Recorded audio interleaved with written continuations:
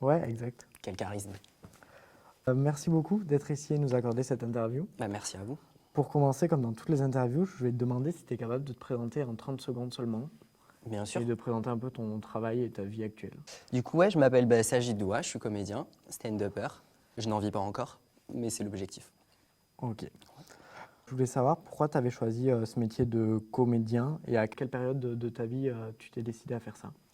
Depuis vraiment tout petit, j'ai toujours aimé ça. Les films, les séries, etc. Ma mère m'avait acheté un coffret, tu sais, de 20 DVD avec plein de films, les films de mon enfance. Et de fil en aiguille, à force d'en regarder, etc., j'ai eu un espèce de déclic fin troisième avant d'arriver au lycée, où je me suis dit, bah, fais ça. À ce moment-là, je me suis dit, professionnellement, il faut que je m'inscrive dans une école de théâtre pro. J'en faisais déjà en amateur, mais une école de théâtre pro, pour vraiment perfectionner ça Ok. et en vivre. Ma prochaine question, c'était est-ce que tu as un acteur qui t'inspire un peu, même s'il n'y en a pas un? Moi, c'est Marlon Brando. Hein. Ok. Marlon Brando, ouais, c'est mon avis, mais je pense que ouais, c'est le meilleur acteur du monde. Il faut voir son travail, les films qu'il a fait, ce qu'il a apporté au cinéma en termes de jeu, d'acting, de style, d'énormément de choses. Donc ouais, Marlon Brando. Après, un acteur important, enfin préféré Marlon Brando, mais un acteur important, c'est, je sais pas si tu vois qui c'est, Omar Sharif, Laurence d'Arabie. En fait, quand je commençais à faire ce métier, etc., j'ai commencé du coup à m'intéresser au cinéma, forcément, plus profondément. Et il y avait cet acteur Omar Sharif, qui était la première star arabe au monde. Ok. Et première star à Hollywood, etc., à percer, à être nommé aux Oscars, tout ça. Et en fait, quand j'ai vu cet acteur qui me ressemblait physiquement, je me suis dit, ah, en fait, c'est possible. Parce que tu sais, quand tu te lances professionnellement, c'est dur, les castings, etc. Et quand j'ai vu lui qui me ressemblait, je me suis dit, attends, mais si lui, il l'a fait, bah, pourquoi pas moi? Donc, ouais, Omar Sharif, ça a été important. Ouais. Est-ce que tu pourrais parler un petit peu de ton parcours? Est-ce que tu as déjà tourné dans des films? Est-ce que du coup, tu as fait une école, enfin, tu t'es inscrit à des cours de théâtre? Est-ce que tu peux nous développer un peu ça? Ouais, bah, à la base, j'ai commencé le théâtre amateur, donc il y avait un club de théâtre à mon collège. Et ensuite, vraiment, après, quand j'ai eu ce déclic d'en faire professionnellement, j'ai commencé à passer des auditions dans des écoles de théâtre, du coup, payantes. Et je faisais ça vraiment toute la journée, en parallèle de mes études, mais je faisais ça vraiment toute la journée. Et oui, j'ai commencé au théâtre en miettes. Après, j'étais dans une troupe de théâtre qui s'appelle le groupe 33. Ensuite, j'ai fait l'école des 3M. Ok. Après, j'ai été refusé à des écoles, hein, il faut le dire. Hein. Le conservatoire, j'ai été refusé. Enfin, y a pas de mal. Mes vraiment premiers films, ça a été les écoles de cinéma. Donc, tu as commencé par des courts-métrages. Est-ce que tu as déjà tourné dans les longs-métrages? Oui, oui, mon premier long métrage, c'était un téléfilm qui s'appelle Ramdam, qui était diffusé sur Arte, de Zangro. Et ça a été ma vraiment première expérience. Bon, j'avais juste 2 scènes dans le téléfilm, mais c'était la première fois que je me retrouvais sur un plateau pro, avec des acteurs pros, avec une production où on venait te chercher chez toi, etc. Donc, c'était mon premier pas dans ça, ouais. Ok. Et est-ce que à cette période-là, c'est toi qui démarchais pour trouver des castings ou est-ce que tu avais déjà un agent? Parce qu'actuellement, du coup, tu es dans une agence. Ouais. Forcément, actuellement, je pense que c'est une condition sine qua non d'avoir un agent, surtout dans ce milieu. C'est hyper rare un acteur qui n'a pas d'agent, qui n'est pas représenté. Donc, au tout début, c'était moi tout seul. J'envoyais mes propres mails, j'allais même toquer aux portes de la Mecca, ou alors ici, à côté, il y avait les studios de France 3, etc., pour, quand je voyais des annonces passer sur Internet, tout ça, tout ça.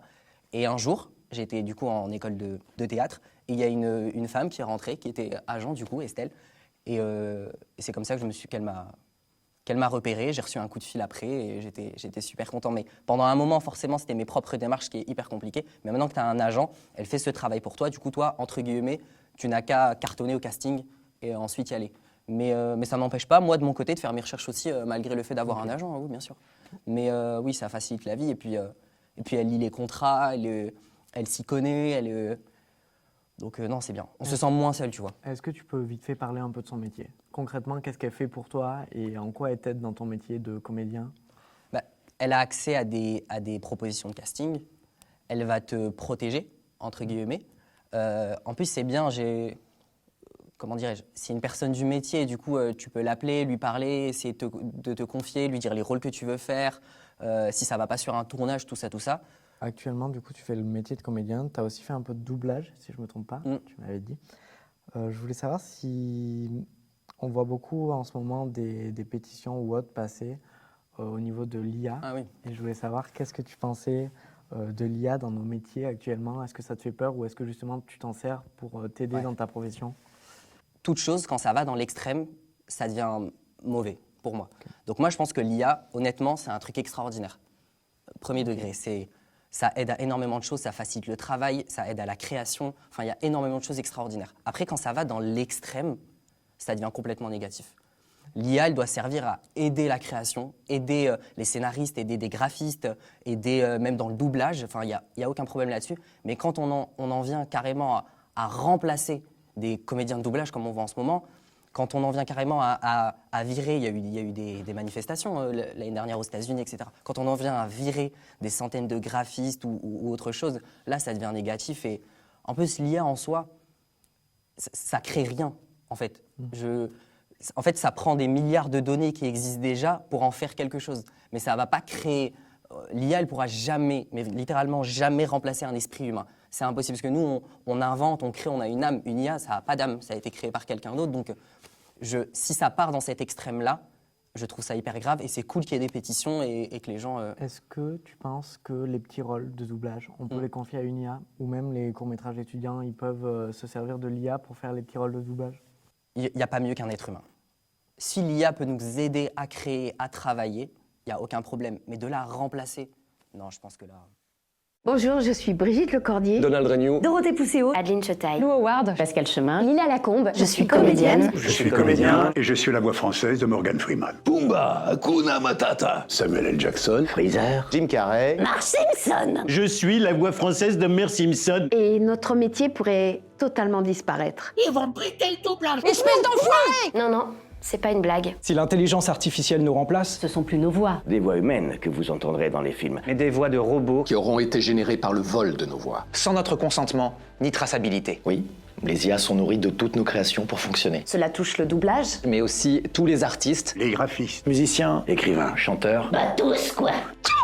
ou pinaise. Vous avez compris, La culture est en danger. car l'IA n'inventera plus rien. Ça n'est pas un génie, petit canaillou. Et n'importe qui pourra s'en servir. Pour des arnaques de plus en plus crédibles. En usurpant, par exemple, votre identité Ou celle d'un proche. Doublage, jeux vidéo, et tous les métiers liés à la voix. Ce sont plus de 15 000 emplois. Artiste, production. Ingé son, Direction artistique. Sans oublier les auteurs et les adaptateurs. Si nous faisons ce métier, C'est pour défendre un accès à la culture pour tous. à travers notre sensibilité, nos émotions, Alors, exigez avec nous qu'elle soit de qualité. un grand doublage implique de grandes responsabilités. vous qui êtes attachés à nos voix, Aidez-nous à les faire entendre Auprès de notre ministre de la Culture, Rachida Dati. pour que le doublage en France Reste une exception culturelle. vous pouvez la taguer en commentaire partagez en story. Et signer la pétition dans nos bios respectives. Hashtag touche pas ma VF. touche pas ma VF. Touche pas ma VF. pour que les versions françaises soient faites par des artistes Par des humains. et jamais par des machines. Merci de votre soutien. Et n'oubliez pas d'être exigeant. Vous n'allez tout de même pas laisser le doublage à Thanos.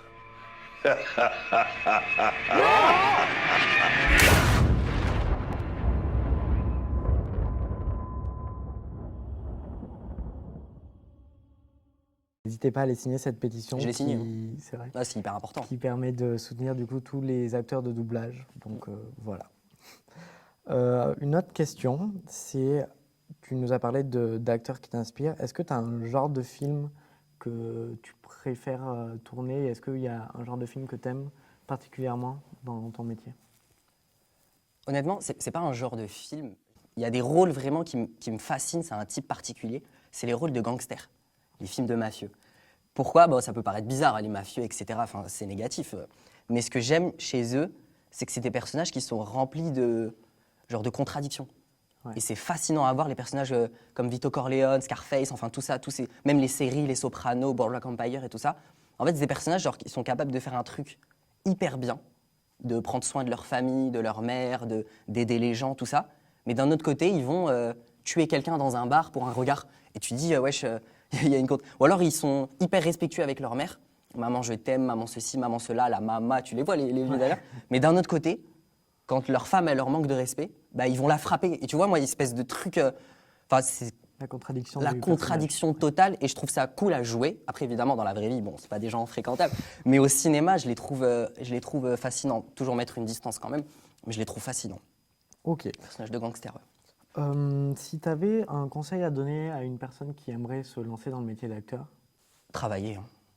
En fait, c'est ce qui est rassurant. Avant d'aller à un casting ou sur un tournage, déjà qu'il y a le stress, etc. Mais si en plus tu n'as pas bossé, ben, tu te rajoutes une difficulté. Alors que quand tu as bossé, tu es sûr de ton texte, tu es sûr de ce que tu vas faire, tu as bien travaillé le truc en avant, ben, tu n'as plus qu'à gérer ton stress et à y aller. Donc ouais, moi, c'est la chose qui m'a le plus aidé. Et c'est quand j'entendais des comédiens et des comédiennes donner ce genre de conseils-là, celui que j'ai appliqué, c'est celui qui m'a le plus aidé. Donc ouais.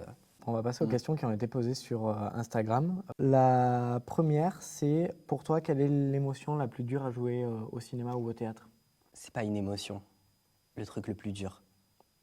C'est très subjectif selon les comédiens et comédiennes, mais pour moi, ça a été les textes classiques. C'est tellement technique. Ok. Le Shakespeare, c'est des personnages incroyables. Mon rêve, ce serait de jouer Hamlet dans un long métrage, mais c'est tellement dur et tellement technique. Et même pour parler de Marlon Brando, ça a été même l'une des plus grandes épreuves de sa vie. C'était jouer Marc-Antoine dans un film Julius César, une adaptation shakespearienne au cinéma.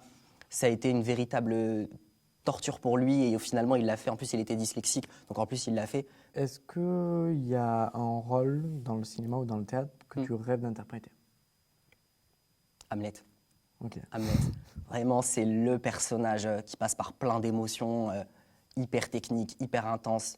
Il y aura ce truc un peu de pas trop se sentir légitime, c'est le syndrome de l'imposteur, etc. Parce que c'est un personnage qui a été incarné par les plus grands acteurs et actrices même. Donc le jouer, ce serait très très dur. Est-ce qu'il y a un réalisateur avec qui tu aimerais travailler, notamment pour sa direction d'acteur, peut-être, que ce soit en France ou aux US Ouais, ben, on va rester sur la France pour être réaliste. Mais pourquoi pas les États-Unis, oui, carrément.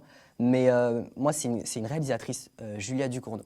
Ok. Je trouve incroyable ses films, sa direction d'acteur et d'actrice. Enfin, à chaque fois qu'il y a un comédien ou une comédienne dans l'un de ses films, il se donne à 1000%. Et ça me fascine de voir ce qu'elle arrive à tirer de chacun d'entre eux. Donc, moi, ce serait ouais, Julia Ducournau. Tu as tourné du coup avec d'autres acteurs. Tu as tourné sur France TV, si je ne me trompe Ouais. pas.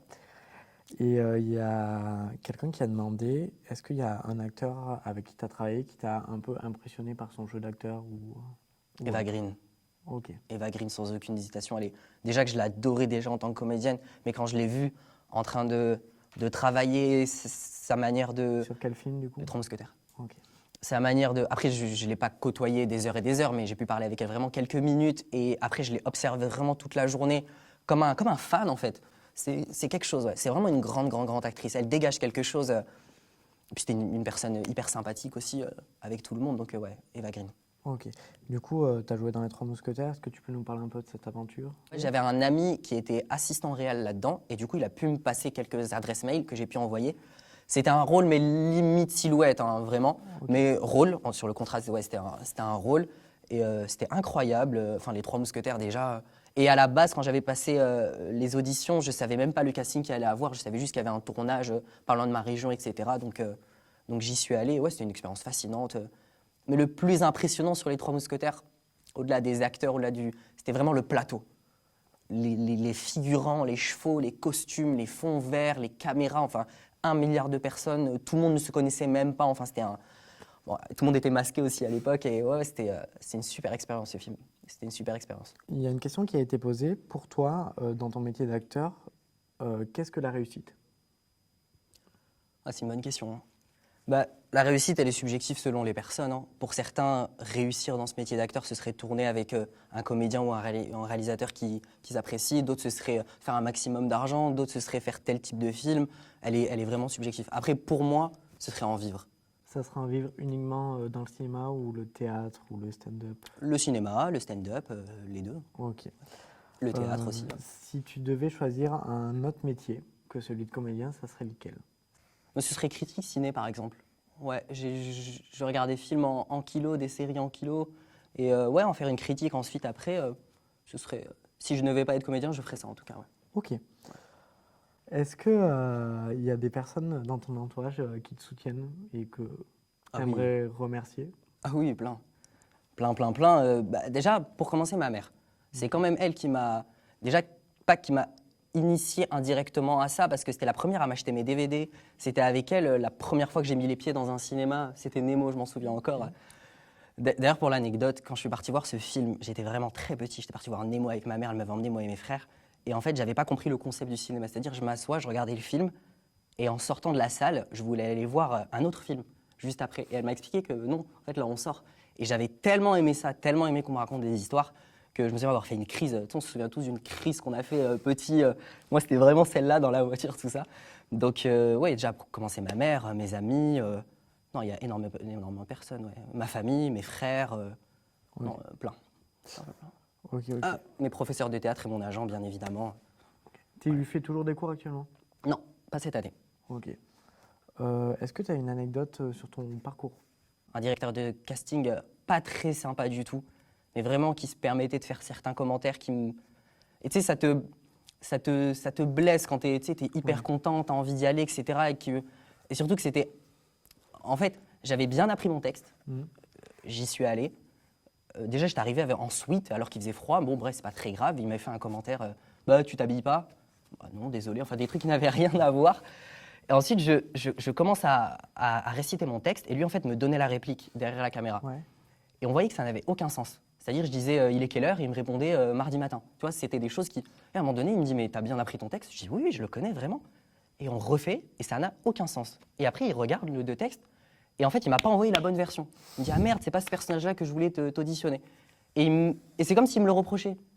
Bah, c'est pas le bon, quoi. Je la mets, frérot, c'est toi qui me l'as envoyé. Et du coup, il fait le truc le plus atroce au monde. Il me déchire une page du scénario. Il me fait tiens, tu vas dans la salle d'attente, tu apprends le nouveau texte et tu reviens. Par contre, 10 minutes, hein, parce que moi j'ai d'autres gens après. Et c'est atroce parce que, en fait, c'était un métier vraiment que j'idéalisais. Mais après, plus tu fais d'audition, plus de casting, plus tu vois certaines choses, donc ça t'arrive souvent? Ça te blesse. De voir Pas des- souvent. Je suis tombé majoritairement sur des gens adorables qui ont vraiment envie de travailler, des personnes d'une gentillesse extrême. Mais ça peut arriver de tomber sur des abrutis, comme dans tous les métiers. Quel est le tournage que tu as préféré faire dans ta carrière? Ouais, c'était la série Brigade Anonyme sur M6, ouais. En fait, vraiment pour les rencontres, pour les gens, pour le réalisateur Julien Seri qui était d'une gentillesse incroyable, Eric Cantona qui est un partenaire fou, vraiment j'ai adoré travailler avec lui, la gentillesse d'Ariel Mallet et même tous les autres acteurs de l'équipe technique, que ce soit au maquillage, au costume, au son, enfin j'ai vraiment adoré ce tournage pour l'ambiance joviale qu'il y avait, malgré le sujet de la série pas marrant du tout, malgré la météo, c'était en mi-février, il faisait super froid, malgré tout c'était un truc ouais, qui m'a marqué. Ouais. Ok. Merci de nous avoir accordé cette Mais je t'en interview. prie, merci à toi. C'était un plaisir. Pour finir, je te laisserai faire un clap au niveau de la caméra de Florian. Florian. Et de relever les mains. Ça marche.